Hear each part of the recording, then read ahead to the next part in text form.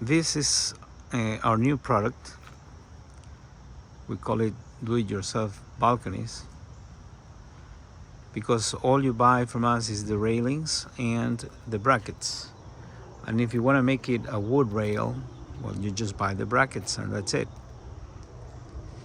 These brackets are structural and are made in a way that they resist a lot of load. And the way it's done, as you can see there, that horizontal 2x4 is attached to the bracket, so the bracket gains a lot more resistance. It makes it stronger. And then on that 2x4 you build this frame with 2x4s. That's it, right? 3 2x4s here and 3 2x4s there, and those 2x4s will serve as backing for these plates.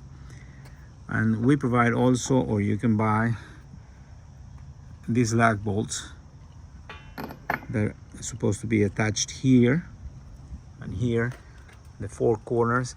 And then this is a bracket that screws to the post as high as possible, and then you have two holes here so that you can use 1/2x6s to give more stability to this structure. Of course, the balcony with the steel railing is much more safe, you know.